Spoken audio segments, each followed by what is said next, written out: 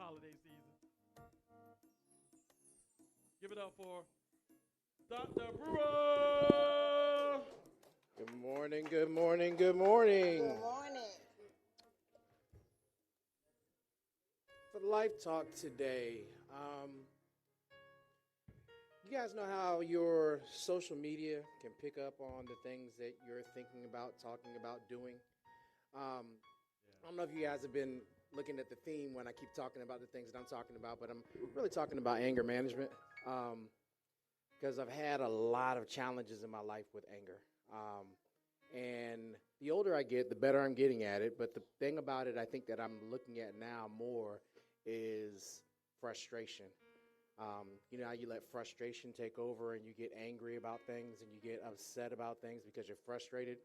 The psyche, this is a general statement, so this is not specific to everybody, but generally with men, we're problem solvers. So every time that there's a problem, we want to fix it. And if we can't fix it, we get frustrated. We get frustrated, we get angry. And because we get angry, a lot of times our emotions take over with everything that we do and or say. When I say like little minuscule stuff can send you off, like earlier today, my wife wouldn't even notice this, but she was trying to take her jacket off. I reached over to help her take her jacket. She pulled the opposite direction. I don't even know if she knew I was trying to help her. But at that moment, I was just like, dang, what'd I do? And that frustration took over for me because I was singing right before that. Then I stopped singing because I'm trying to figure out why I couldn't help her take her jacket off. And my head went to a totally different place in space than where it should have been.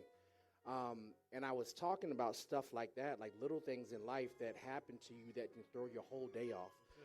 And I was going through my social media the other day when I was frustrated with something, and I saw this little post that popped up, and it said, "Father, forgive me for times I craved a place at a table that you would have flipped." And when I saw that, I was like, yeah, God. Yeah, because sometimes we get angry. Sometimes we get angry. And sometimes, I want to be places and do things, and these are places that don't deserve me being there. So I was like, I'm riding with God now, because even God got angry, right? The problem is when we do that, we look at it, and a lot of us remember the story of Jesus walking into the temple. But we didn't really know the whole story. So we don't look at the antecedent. So if we go to Mark, and in Mark it says, Mark 11, 15 through 17, it says, "On reaching Jerusalem, Jesus entered the temple courts and began driving out those who were buying and selling there. He overturned the tables of the money changers and the benches of those selling doves, and would not allow anyone to carry merchandise through the temple courts. And as he taught them, he said, 'It is not written, my house will be called a house of prayer for all nations, but you have made it a den of robbers.'" So when we look at this, we see Jesus flipping the tables, getting upset, stopping what was going on. But you have to do the research to understand what it really meant.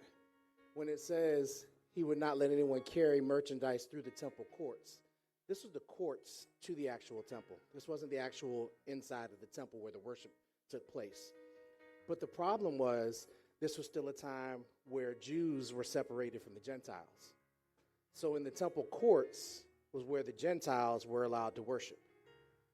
So when he's talking about for all nations, he used restraint in what he did. We all know that he's all powerful, so he could have just came in there and been like, poof, be gone.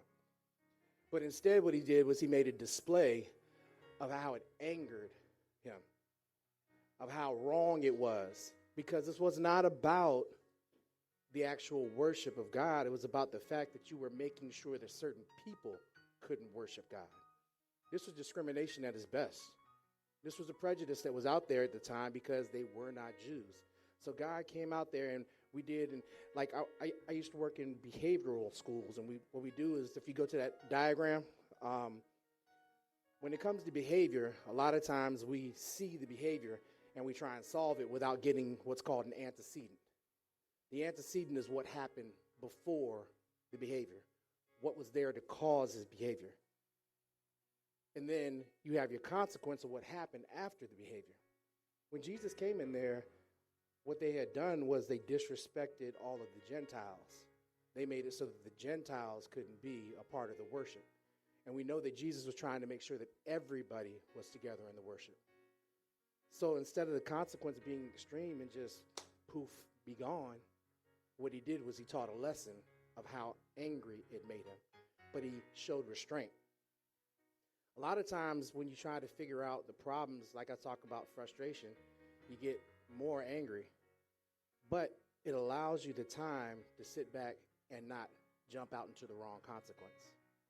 So now you can reflect, try and figure out what's going on, try to find the issues, try to figure out the problem. And you may not solve the problem, but you will put a pause so that you're not going to be like, poof, be gone. Because could you imagine just a little while ago when church was starting and I couldn't help her with her jacket off, if I went to poof, be gone? I might have been gone. It might have went the opposite direction. I'd have been angry about a jacket and she didn't even know I was trying to help her.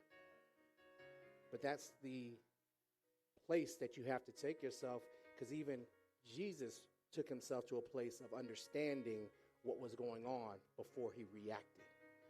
There's a song that's out now that says he never cast one stone. Jesus could have killed people immediately, but he never did. Jesus had the power to do everything. And it's a portion where they're going, well, can't you just resurrect yourself? Can't you just do this? Yes, he can. But Jesus looked at the situation and gave the right consequence to each situation. So the life talk for today is to make sure that you look at the things that are going on in your life and make sure that you get the right consequence for each situation so that you can make sure that you make it through life in the way that Jesus would want you to make it through life. That's it.